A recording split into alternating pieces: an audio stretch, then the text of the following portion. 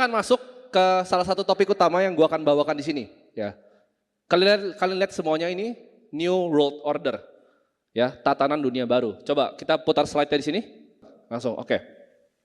Ada yang pernah lihat nggak dolar Amerika? Ada yang pernah punya dolar? Lu masa gak ada yang punya dolar, gimana sih? Oh, anak kripto sejati, ya. Tapi kalau lu lihat ada tulisan ya, Novus Ordo Seclorum. Artinya New Order of the Ages, tatanan dunia yang baru menurut mereka. Dan gue akan kasih sedikit insight ke kalian ya. Gue tuh dulu adalah orang yang paling pakem sama investasi saham. Gue adalah murid dari, ya gue bisa bilang gue gak pernah ketemu langsung, tapi gue adalah big fan dari Warren Buffett. Kalian mungkin tanya buku investasi saham, apapun. Lu tanya Intelligent Investor, chapter 8 apa, chapter 12, gue tahu di luar kepala. Gue udah baca, zaman, ada yang sini SMP gak? SMP ada? Oh gak ada di sini SMP, di bawah umur. SMP gue udah selesai itu, security analysis. Itu 1331 lembar. Itu udah gue makan semuanya ya. Jadi kalian itu baru misalnya belajar on laba neraca, makanya gue itu bolos sekolah terus. Gue bolos sekolah terus tuh bukan karena gue bandel mau keluar, enggak. Karena yang diajarin itu harta sebenarnya utang plus modal. Yang gue baca buku 1300 lembar tentang security analysis. Nggak masuk, nggak match ilmunya. Jadi gue biarin 0 aja terus, gue nggak masuk ulangannya. Lalu gue ulangan 100, jadi average-nya bisa 70 atau 50 bahkan. Karena gue nggak datang, gue bikin 0. Ini adalah revolusi Prancis 1794 sampai 1796. Kalau kalian tahu ya, tadi kan kalian ada lihat yang kalian lihat kayak sekte itu adalah semua yang terjadi karena fiat. Dari kita lihat fasisme Benito Mussolini, revolusi Prancis. Ini karena dia tiba-tiba pemerintahnya keluarin mata uang namanya assignat dan itu inflasi 50%. Gue cuma mau kasih tahu kalian karena sejarah itu selalu terulang ya. Gue itu kalau belajar sejarah sangat-sangat dalam. Yang Andrew bilang tadi itu sebenarnya bahasanya adalah mosaic teori. Di mana gue ngambil dari semua ilmu, gue rangkum berdasarkan otak gue. Maksudnya apa? Contoh gini, gue bilang ke kalian ya, ada goa nih. Ada goa, di situ misalnya ada 50 kapak lonjong. Kalian mikir apa? Oh kapak lonjong ya kan. Tapi yang gue pikirkan adalah, oke, 50 kapak lonjong. Ini ada civilization di situ. Mungkin dulu mereka udah bercocok tanam di sini. Gue bisa gambarin petanya ke kalian karena dengan goa ada 50 kapak lonjong. Ilmu kalian belum nyampe ya. Jadi itu yang gue mau bawakan di sini. Bahwa ini sejarah selalu berulang dan kalian harus berkaca pada sejarah. Gue itu kan gue bilang tadi ya, gue murid dari Warren Buffett dan gue sangat pakem sama investasi saham. Gue nggak pernah percaya sama investasi yang lain dan gue selalu maunya saham. Tapi gue banting setir 180 derajat karena gue tahu ini. Gue bilang thank you dulu nih, Bro Andrew waktu itu pinjemin gue tempat di Holy Wings. Ya, ada yang datang? Angkat tangan coba. Banyak ya yang datang ya, lumayan. Oke. Banyak yang datang. Waktu itu di Holy Wings. Ya. Ini Argentina peso to US dollar. Kalian lihat, Argentina peso to US dollar. Berapa sini? Teriak aja satu orang. Berapa? Bisa baca nggak? 232,41. Gue yakin kalian udah ada yang pegang HP tuh di belakang yang Google tuh. No. Nggak usah Google, next. Lihat sekarang. Nonton videonya lagi ya, itu ada di YouTube. Gue prediksi akan sampai 800 bahkan 1000. Kalau gue ngomong ini di forum dunia ya, mungkin di Davos nanti suatu saat nanti. Orang kan ketawain gue, tapi itu beneran terjadi. Kenapa bisa terjadi? Kalian tahu gak kenapa ini bisa terjadi? Pemerintahan yang korup. Karena sistem fiat itu justru melahirkan pemerintahan yang korup. Mau di manapun. Ya, gue akan buktikan sama kalian di sini. Next. Ada yang tahu Woodrow Wilson? Ini kalian nggak lulus sejarah ya? Oh nggak, karena yang diajarin jelek sejarahnya. Kurikulumnya mesti diganti. Woodrow Wilson itu adalah Presiden Amerika Serikat. Ketika Federal Reserve diciptakan, dan kalian baca quotes ini. I am a most unhappy man. Dia accidentally ruin my country. A great industrial nation is now controlled by its system of credit. Ini kuncinya, its system of credit. Uang itu adalah hutang. Ya. Uang adalah kredit. Our government is no longer based on the freedom of opinion, nor on the conviction and the majority decision. It is now a government which is subjected to the conviction and the compulsion of a small group of dominant men. Ini Presiden Amerika Serikat. Nanti gue akan kasih beberapa presiden sebelumnya. Next. Gue akan cerita sedikit ya buat kalian yang belum kenal tentang uang itu apa. Karena di hidup kita, kalau misalkan tanya tentang cinta, ya kan, Cinta itu banyak dibuat dalam bentuk film, ya, Shakespeare, literasi. Tapi uang nggak pernah. Uang itu nggak pernah, bahkan nggak ada di kurikulum kita. Kalian diajarin akuntansi, tapi nggak diajarin apa itu uang. Jadi gue ajarin kalian tentang apa itu uang. Makanya itu new order of the ages. Gue mau kasih tahu kalian uang itu apa. Zaman dulu orang udah tahu semuanya ya. Ada bulu, ya kan? Transaksi bisa pakai bulu, transaksi bisa pakai macam-macam, kerang. Tapi manusia itu punya mata yang unik terhadap emas dan silver. Yang bling-bling, mereka suka sesuatu yang bling-bling. Para goldsmith ini muncul, mereka menciptakan jadi satuan koin. Kenapa satuannya koin? Karena itu bisa ditimbang, enak. Gampang ditimbang, bisa dicek purity dari emasnya. Sedangkan kerang nggak bisa, bulu nggak bisa, garam nggak bisa. Dia bisa cek purity dari emasnya. Para goldsmith ini nggak langsung berevolusi jadi pintar. Ini bisnis pertama mereka. Bisnis pertama mereka karena mereka yang ciptain emasnya, ya kan? Mereka simpen di mereka punya vault. Warga sekitarnya di Eropa lama, warga sekitarnya itu nyimpen juga emas di mereka. Jadi kalau kalian pikir sekarang mereka ini sangat bodoh zaman dulu. Mereka itu jasa penyewaan tempat emas. Itu goldsmith bisnis pertamanya. Next. Nah, mereka figure something out bahwa orang yang nyimpan emas di sana, mereka nggak pernah cek emasnya. Jadi mereka keluarkan sertifikat of deposit kepemilikan emas. Ini yang pertama di dalam sejarah dunia, ini dari Cina. Fiat pertama itu ada di Cina. Mereka figure out, oke, orang belanjanya bukan pakai emasnya lagi, bahkan mereka nggak pernah cek. Sampai reception itu mungkin udah isinya laba-laba gitu, nggak pernah dicek emasnya. Mereka pikir, nah ini ada sistem pembayaran baru, yaitu kertas kepemilikan emas. Next. Akhirnya goldsmith jadi sangat kaya karena mereka punya bisnis baru. Yaitu bisnisnya bukan cuma mencetak kertasnya yang ada emasnya. Mereka hutangin kertasnya. Nah, ini mulai asiknya di sini. Mereka mikir, gimana caranya gue cuanin lagi orang-orang bodoh ini. Mereka nggak pernah cek emasnya, kita hutangin kertas yang kita bikin di emas mereka semua. Nah, kalian perhatiin kata kuncinya. Emas mereka semua. Next. Jadi di Inggris ini pertama kali ada bank run. Ini bank run pertama di dunia. Orang-orangnya mikir, gila ini bankernya jadi kaya nih goldsmith. Bukan banker, sorry, goldsmith namanya dulu. Kok bisa? Gimana caranya mereka bisa jadi sangat kaya? Karena ini, bisnis meminjamkan uang fiat, bisnis meminjamkan uang, itu adalah bisnis yang paling kaya, makanya Andrew kaya. Ini gue kasih kalian gambaran yang gak ada di slide ya, tapi kalian coba visualisasi di otak ya. Ada lingkaran warna hijau sangat besar. Ya, anggap itu semua uang yang beredar, fiat. Kalian kasih titik satu aja kecil. Nah, titik kecil kalian visualisasi di otak kalian ya. Besar nih, warna hijau ada titik satu kecil. Nah, si titik orang kecil ini dia bangsat gitu. Dia hutangin 1% aja. Kalian tahu apa yang terjadi? Semua titik jadi hitam. Karena itu compound interest. Titik yang kecil tadi, yang ngutangin orang, dia akan sangat besar. Dia akan serap semua economic value dari orang yang pegang cash. Nah, dari situlah bank itu diciptakan. Karena mereka ngebankran. Jadi di Inggris tua itu mereka ngebankran, mereka cek emasnya. Oh beneran ada. Karena mereka belum sebangsat itu. Mereka cuma pinjemin kertas yang ada emasnya. Dan emas mereka sendiri plus emas orang-orang itu. Jadi begitu orang itu datang, cek, ada, aman. Nah itu baru diciptakan sistem fractional reserve di sana nanti. Jadi ada sejarahnya kenapa ada goldsmith, ada bank, ada fractional reserve, ada federal reserve. Jadi mereka punya bisnis baru. Karena orangnya mikir gini, ya udahlah, masa gue bayar sewa sama lu? Orang itu emas gue terus lu bikin kertas, warganya pintar karena ini jadi kaya, bankernya jadi kaya sekali. Mereka mikir, oke, lu harus kasih gue bunga sekarang. Kok gue sewa? Nah itu jadi sejarah bank.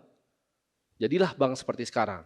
Ya, ada yang bungain, ada yang kredit gitu. Next. Kalau kalian perhatiin, zaman-zaman mungkin kalau di Indonesia, Hindia Belanda, zaman-zaman VOC itu Eropa itu butuh ekspansi yang luar biasa.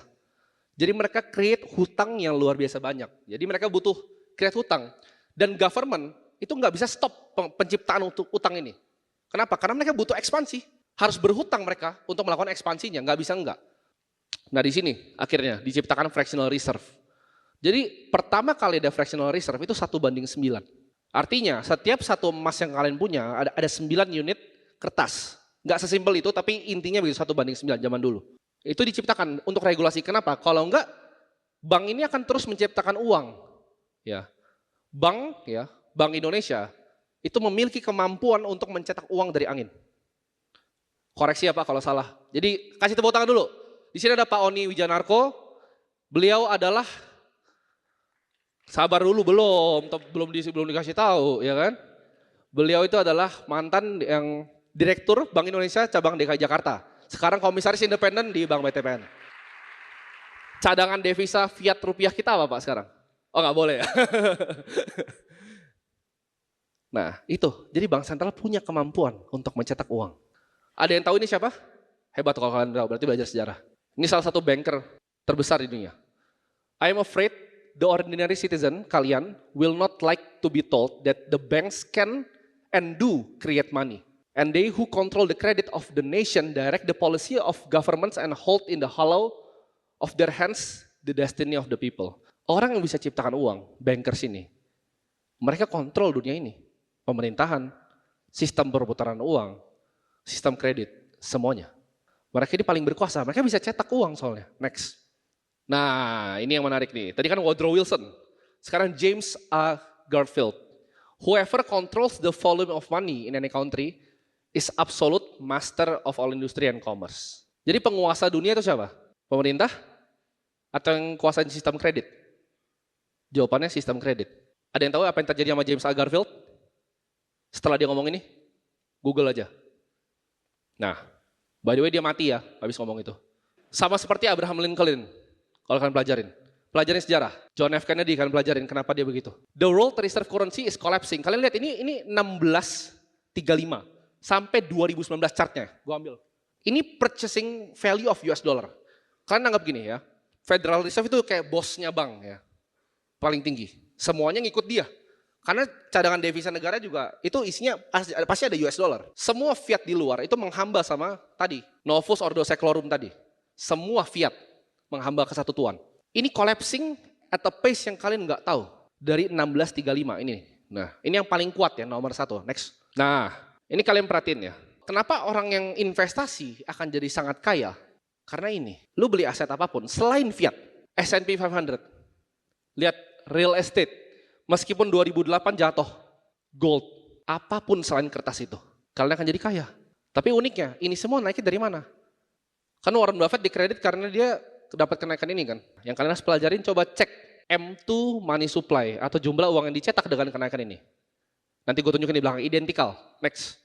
Kalau US dollar aja, hilang 99,8% dari value-nya selama 150 tahun. 99,8% hilang value-nya.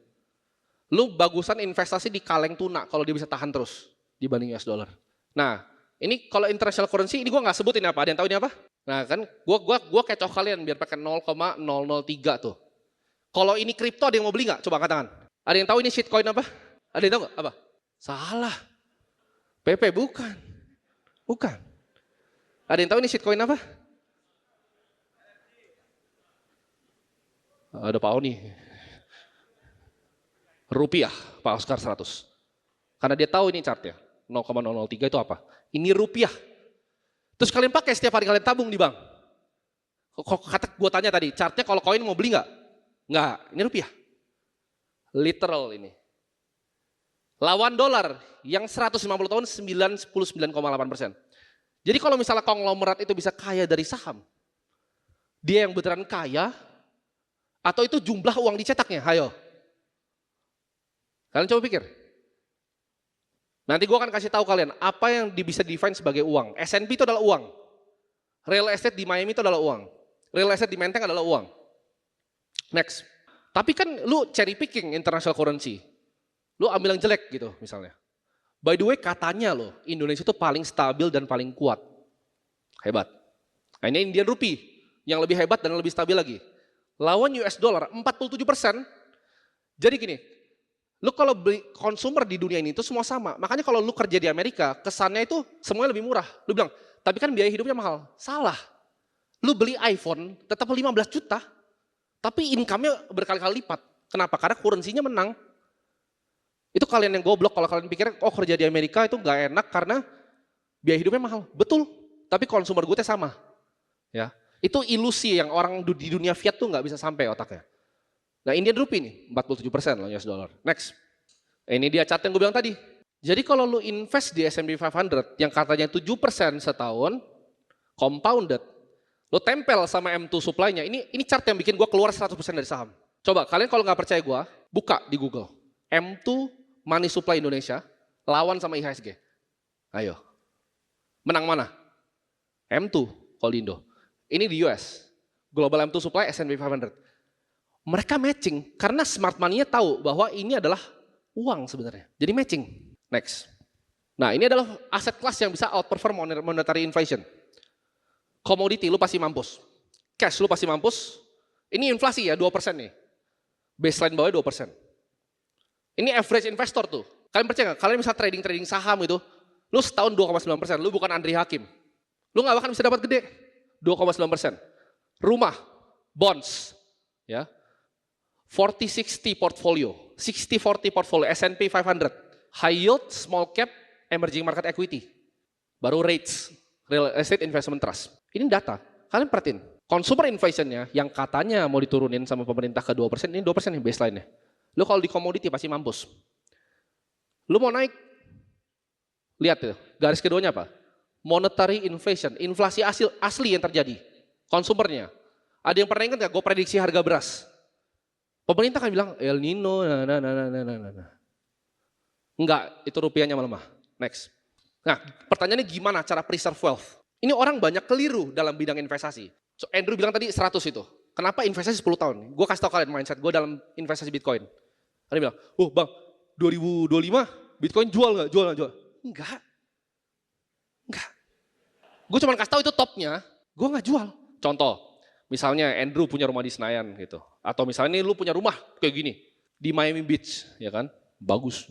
Lu investor real estate, lu bakal ngomong nggak? Kayaknya nih rumah di Miami Beach gue ini, ya, kayaknya bakal gue flip deh, buat 2%. Gitu. Enggak, mereka koleksi terus rumahnya. Itu sama seperti Bitcoin, itu lu kayak beli Miami Beach tahun 1980. Next. Ini adalah Billionaires Row di Manhattan. Ini apartemen paling mahal, Ken Griffin beli sini $200 juta. Bitcoin tuh kayak kalian dapat kafling di sini tahun 1900, itu sekarang. 21 juta koin itu kafling sih kalian. Jadi cara visualisasi gini, lu investor properti, ya karena Bitcoin itu adalah cyber property. Lu mau nggak ditawan di sini tahun 1900? Mau. Apakah lu akan bragging ke temen lu, wih double nih punya gua nih, 5 tahun lagi. Enggak, lu diketawain sekarang kalau 100 tahun. Lu tahannya 100 tahun.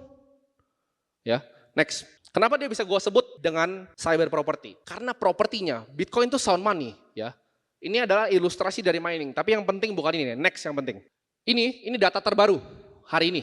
Ya. Per hari ini, ya, Bitcoin itu reach 500 exahash. Ada yang ngerti nggak? Udah ikut akademi kripto nggak ngerti. Nanti gue bikinin modulnya ya. Ada yang tahu nggak artinya apa? 500 exahash. Nyampe nggak kalau otak kalian 500 exahash itu apa? Dulunya 480 sampai 460. Hari ini baru tembus 500. Ini adalah computing power lebih kuat dibanding semua server Google, semua server Amazon, semua server Huawei Cloud, semua server Alibaba digabungin jadi satu. Nothing compared to 500 exahash.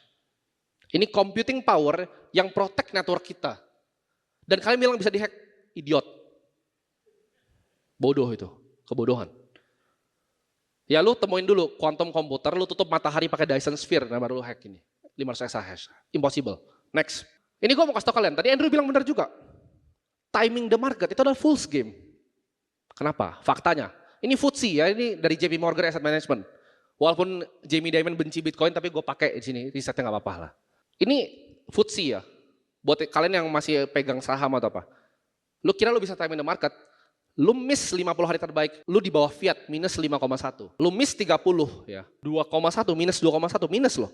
30, nggak gampang loh. Nangkep 30 hari terbaik, kenapa? Karena saham misalnya BCA atau Bitcoin, bahkan Bitcoin. Ada yang kemis nggak Bitcoin? Dan kami mikir, aduh harusnya dulu ikut borong Bitcoinnya Timothy, ada yang gitu nggak? Kemis. Oh, no. Taat semua. Ya kan, asik, taat semua. Karena kalau kalian kemis, gue yakin kalian ada cuman malu angkat tangan. Di 38.000, ntar turun. Terus dia terbang sehari 44.000, itu maksudnya ini. Ini terjadi di semua aset kelas, ya, saham, Bitcoin, dan apapun. Lu miss cuman 10. Ini kalau 50 monyet-monyet biasanya ya. 30, ini average kalian mungkin. 10 miss 10, cuman 1,7%. di FTSE. 10 trading days. Kalau lu full invested, merem itu 5,1%. Ini di FTSE tapi bukan Bitcoin ya. Itu adalah indeks. Hampir impossible untuk kalian bisa tahu exactly when and where. Next. Ini adalah consumer dan monetary inflation. Kalian lihat, ini big short hedge fund pulls out of 1,6 billion bets. Ini covered calls ya, jadi jangan salah, ini nggak totalnya segini. 160 juta dolar lah kira-kira. Ini contoh, karena kita nggak bisa kontrol apa yang mau dilakukan sama Jerome Powell. Ini terkenal kan, Michael Burry, Big Short, 2008, jadi film. Short habis dia. Terus kalian pikir kalian Michael Burry, bisa short Bitcoin. Short. Miskin kalian. Kenapa? Karena shorting, kalian harus pikir pakai logika. Shorting itu downside-nya kerugian. Kerugiannya unlimited. Tinggi sekali. Kalau dia naik terus, lu akan rugi terus. Sedangkan untung lu cuma sampai 0, which is nggak mungkin. 20.000 aja nggak mungkin, 0 nggak mungkin. Ada yang pernah perhatiin nggak pojok AVS? Kalau ini banyak nih pojok AVS. Berapa kali dia pernah nge-short? Jawabannya nggak ada. Karena itu adalah asymmetrical bet yang nggak wise untuk diambil. Next. Nah ini data yang menarik nih. Lu pikir lu bisa beat the market kan kalau di US? Kalau di Indo ini ganti pakai The Magnificent Banks ya. BCA, BRI, BNI, dan lain-lain. IHSG aja kemarin ditarik kan, karena biasa naik. Gue masih ada, masih ingat gue. Lu tanya saham apapun, mungkin sekitar 500-600, gue masih hafal laporan keuangannya apa di kepala gue. Magnificent Seven, Meta, Amazon, Apple, Microsoft, Google, Tesla, Nvidia. Indeks returnnya plus 71%. Kalian lihat, 7 largest company, itu 29% kenaikan semua marketnya. Dan lu yakin lu bisa pilih itu? Yakin kalian? Bisa pilih jarum di tumpukan jerami? Mau main saham US gitu? Nearly impossible. Kecuali lu punya edge yang hitam, black edge namanya. Baca bukunya, black edge. Cara masuk ke ruangan tertentu, cara tahu informasi tertentu. Itu gue jamin bisa cuan. Tapi for the average investor, ya kalian laporan keuangan, oh ini ya, pasti miskin. Next. Ini yang akan membuka mata kalian. Ini asumsi ya, asumsi. Asumsi monetary inflation di 7%. Nah buat kalian yang masih berinvestasi di luar dari Bitcoin, gue kasih tau kalian. Kita asumsi ya, monetary inflation tadi kan 8%, gue turunin 1%. 7%. Bond yield masuk akal 3,5%. S&P return historical 7%. Dan Bitcoin returnnya diturunin banget ini loh, 14. Kalau lu pegang cash, ini dalam dolar ya, itu jadi 1 juta dolar, 2.123 ada bilang, tapi kan gue udah mati. Lu mau jadi investor, lu mau bikin keluarga lu kaya atau enggak gitu. Itu jadi 977 dolar. Ya. Kalau lu beli bonds, $1 juta, jadi 31.250. Kalau lu invest S&P akan sama. Kenapa? Ini asumsinya. Kalian hitung aja sendiri tabel ini. Hitung sendiri. Kenapa sama? Karena itu M2 monetary inflation ya. Karena ini nih, monetary inflation of 7%, S&P-nya 7%. Sebenarnya bukan asumsi, ini historical. Kalian tracking aja coba. Yang tadi chart US dollar gua lawan consumer goods itu sebenarnya 8,93%. Ini salah. Ini gua turunin aja. Kalau lu invest di S&P setengah, Bitcoin setengah, jadi 512 juta dolar. Lu invest semua di Bitcoin, nah $1 billion. Ada yang tahu nggak? Ini kan USD ke USD ya atasnya. Cash ini USD ke USD. Ada yang tahu nggak? Kalau USD ke ARS, yang tadi Argentina gue bilang, 0,071 sen, mampus nggak lu jadi orang Argentina. Apakah itu salah mereka? Mereka kerja keras loh. Apakah itu salah mereka? Bukan. Salah siapa? Nah yang tadi disebut presiden-presiden, gue gak bisa sebut. Next. Ini adalah hal yang kalian harus tahu. Ya, purchasing power itu turun. 1920 sampai 2020, 100 tahun tuh begini. Nah, ini shitcoin nomor 1. Kalau shitcoin yang nomor 99 atau ranking 70 gimana? Mau beli gak? Mati lu. Ini turun 99% sama properti. Jadi kalau lu beli sesuatu bukan berarti lu makin kaya. Orang lain yang makin miskin yang gak ngerti ini. Lu beli rumah di Menteng, bukan rumah lu makin tinggi harganya. Apa yang terjadi? Semua orang jadi makin miskin. Karena lu digrogotin sama monetary inflation 7% tadi yang lu nggak hitung ke dalam portfolio lu. Itu lu nggak hitung. Next. Tapi ini gue mau kasih kalian informasi. Oke, gue mau beli Bitcoin. Ada 3 ya resiko utama dalam berinvestasi di Bitcoin. Ini nggak usah dicatat, bukan punya gue. Nggak usah dicatat, bukan punya gue. Satu itu people. Ya, kalian aja dompet hilang. Terus kalian street fresh, kalian tulis di buku, ya kan, di kertas. Nah, ada nggak? Ketawa kalian. Ada nggak? Angkat tangan dong. Kertas. Kertas ya? Kertas. Terus kalau hilang kertasnya hafal kamu? Enggak, mati dong, nangis. Ya nangis. People, lu sendiri itu risiko pertama. Lu tahu UTXO management? Tahu cara bedain nggak walletnya? Lu pakai Phoenix terus lu ubah dari Trezor? Nggak tahu. Mampus lah kau. Ada yang simpen di exchange doang? Karena gini, itu exchange itu masuk ke dua corporation. Issuer, custodian atau exchanges. Ini kalian mungkin merasa ini hal yang nggak mungkin, tapi nggak ada yang too big to fail. You have to self-custody your Bitcoin. Karena risiko dulu, yourself, family, dicolong. Atau dihilangin kertasnya sama mbak lu. Gitu. Karyawannya bodoh, macam-macam. Dua corporation, issuer. Lu nggak bisa percaya custodian. Walaupun tadi bahasa regulasi, tapi ini gue akan buka secara gamblang sama kalian. Regulasi itu regulator cuma wasit. Ya, wasit dalam permainan bola. Bolanya diambil digantiin nggak, maksudnya kagak. Tadi Pak Oscar bilang, banyak exchange yang bangkrut, betul. Apakah uangnya dibagikan? Tentu tidak. Percuma, apapun regulasi itu percuma. Lo nggak bisa taruh uang lo di third party. Local dan nation states. Tadi kita bergantung banget gitu sama, oh ini pemerintah bikin ini pemerintah bikin ini. Pak Oscar tuh itu tadi salah satu materi kripto terbagus yang pernah gue dengar. Kripto tuh mulai dari pemikiran apa? Apakah pemikiran yang sentralisasi? Enggak. Ya, libertarian kripto itu.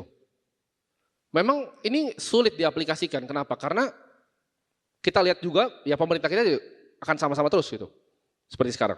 Ini akan jadi 3 ya. Kenapa kalian akan kehilangan? Karena kalian harus pikirnya tadi, mau 100 tahun kan Bitcoinnya. Ada yang benar-benar ya cuma tulis di kertas gitu. Nggak multisig bahkan. Ada yang benar-benar cuma di kertas seed phrase-nya. Kalian tahu nggak itu seberapa rawan hilangnya? Kalian bahkan nggak hafal. Hafal pun itu juga berbahaya. Nah itu ada cara-caranya yang kalian harus pelajari. Next, Bitcoin itu akan menang dari game ETF. BlackRock per detik ini harusnya 29.000 sekian. Pagi itu 26.000, sekarang sudah 29.000 Bitcoin dia udah pegang per market close. Itu $1 billion. BlackRock udah punya $1 billion Bitcoin dalam format ETF-nya. Kompetitornya siapa? SPY, ya, GLD Gold dan lainnya, BND Bonds. Next, kalian perhatiin ini, chat penting. Tadi bilang, tapi kok nggak gerak ya ETF? Kalian lihat dulu redemption Grayscale sehari berapa? Begitu Grayscale, ini gue ngomong di sini, begitu Grayscale selesai, ini up only. Kalian perhatiin, ini pas GLD launch ya, Gold launch ETF-nya. Kenapa? Karena ETF itu, ya tadi gue bilang, gue bukan suruh kalian beli ETF, karena tadi itu ada third party risk-nya. Cuman ETF itu kalau kalian masukin ke suatu aset yang passive indexing, itu akan terbang luar biasa tinggi, semuanya. Ya, lu mau SPY, karena itu mereka akan push, kalian lihat ya, BlackRock, VanEck, Bitwise. Mereka akan push dari advisor mereka untuk bilang, ini gue jujur ya, uang Gen Z sama milenial itu doesn't matter di kripto. Uang boomer yang matters. Mereka kan bilang ke para orang-orang tua ini untuk diversify sedikit. Kita udah punya risetnya seperti ini. Fidelity akan mulai masuk tuh ke private clients mereka. Itu yang kalian gak lihat. Ini akan push Bitcoin over dari $200.000. Next. Kita akan ngomong sekarang ya. Tadi kan udah tentang uang, tentang sejarahnya. Sekarang main katalisnya ada apa aja di kripto. Next. Ini prediksi gue ya. Bisa benar bisa salah. Pak Oni bisa koreksi kalau salah. Tapi Fed akan pasti cut rates. Ini gue ngomong sini. Fed pasti akan cut rates. Atau enggak kenapa? Akan terjadi hard landing. Ini nggak bisa di stay di 5. Ini Desember ya datanya ya. Nggak bisa stay di 5. Tapi ada keajaiban nanti gue akan bilang. Next. Stock market rally. Ini prediksi gue. Ini sebenarnya slide-nya gue bikin 2 minggu lalu. Tapi udah terjadi ya. Stock market itu pasti rally. Karena yield curve-nya steepening. Ada yang ngerti, oh ini apa yang nggak ngerti? Ada gitu nggak? Jujur. Ada yang jujur nggak ngerti. Terus kalian pikir, you can beat the fucking market. You cannot bro. Lu yield curve aja nggak tahu apaan, gimana caranya? Lu mau time marketnya 10 best days, 50 best days. Untuk jadi level bro kakak, it takes years liatin market. Pelajarin semuanya. Lu harus gali terus ilmunya. Ya, belajar terus, haus terus. Tadi Andrew bilang bener. Kalau teman-teman lu belajar 2 jam, lu belajarnya 10 jam, 12 jam. Ilmu lu belum cukup dan masih cetek. Next. Nah, ini prediksi gua. Jadi gua tadi minta editornya selipin ini foto ini. Nah, dia foto, Kenapa? Karena per hari ini SPX itu all time high. Padahal gue bikin 2 minggu lalu, ini gue baru selipin yang ini hari ini. Ini kan ini chart real ya hari ini. Kalian bayangin, di 5% interest rate itu all time high ini terjadi kejanggalan secara makro di sini. Dan itu gue udah prediksi karena yield curve steepening, market pasti rally. Next. Nah ini makro prediction A1 nih. Ya bisa salah, cuman ya kayak Andrew bilang nggak banyak yang 2-3 kayak gue. Sombong dikit nggak apa-apa ya. Labor market itu softening ya. Karena ini menurut gue ini lag effect dari restrictive monetary policy. Ya. Kenapa bisa lagi gini? Karena resesi yang digadangkan semua ekonom di dunia tahun 2023 gelap tidak terjadi. Jadi lag effect-nya kan di sini terjadi. Labor market ya akan softening. Next. Kalau secara Bitcoin sendiri, kita bahas makronya Bitcoin. Ini penting untuk kalian pelajari. Ini ada hodl wave ya. 71% supply besar itu nggak pernah bergerak selama 1,5 tahun terakhir. Smart money yang pegang 5.000, 6.000 Bitcoin itu nggak pernah gerak. Dan kalian udah jualan, turun. Terus kalian nonton di TikTok ya kan, set. Ada yang misalnya orang bilang gitu, ya kalian juga set. Kok ketawa sih? Gue gak nyindir orang. Kalian ketawa, TikTok gue, oh ini misalnya bakal 35.000, 30.000. Bos, 5% interest rate, stock market rally. Gimana caranya? Itu udah dari misalnya Grayscale. Lu bilang, oh Bitcoin ntar 20.000, beli 20.000. Ya terserah, kalau mau percaya makro atau percaya badut. Next. Nah, Bitcoin mining difficulty ini penting karena ini akan drive continue growth untuk Bitcoin. Lihat tuh, mining difficulty ya. Dan tadi, kita harusnya selebrasi 500 exahash, tapi kalian nggak ada yang ngerti. Hari ini, 500 exahash. Ini mining difficulty itu naik terus, bukan cuma karena inscription. Tapi memang Bitcoin ini lagi diadopsi berbagai macam kalangan. Ya. Kalau kalian pernah main nanti ke Texas, coba, kalian akan lihat di sana, itu Bitcoin mining lagi thriving luar biasa besar di sana. Dan mining di seluruh dunia, termasuk di Indonesia, itu besar-besar minernya. Ini akan drive Bitcoin 100.000, 125.000, 150.000. Chart ini. Next. Nah, kalian inti dari semua ini, ya udahlah, gue nggak ngerti yield curve, gue nggak tahu interest rate itu apa, gue mau tahu harganya berapa. Ya atau ya, kayak motivator nih. Ya. Nyindir terus. Ya atau ya. Jadi bear, nah gini kalau bikin prediksi, ada bear-nya, ada base case, ada bull case. Bear case-nya 65.000, ya, base case-nya. 100.000, 1,5 miliar yang gue selalu ngomong. Dan bull case-nya itu di $160.000. Ini prediksi gue. Kalian foto aja, ya. Kalian buktiin itu chartnya nih, ini udah gue dikasih timeline-nya. Ini detail loh timeline. Itu di 2025 naik sedikit. Gue ngomong 2025 Februari dari kapan? Udah lama kan? Nah ini. Pasti terjadi, ya. Inevitable. Next, udah habis harusnya. Nah, sudah habis, ya. Sebenarnya nggak ada Q&A karena waktunya nggak sempat. Nanti kita bikin Q&A nanti, ya. Jadi itu semua untuk materi hari ini. Kita akan lihat Bitcoin di 2025 Februari, ya, di 100.000 per koin minimal. Dan kalian pertama dengar di sini. Itu tadi, kalau tanya, oh makronya apa itu semua gue udah jabarin. Ya udah, lu boleh tepuk tangan sekarang.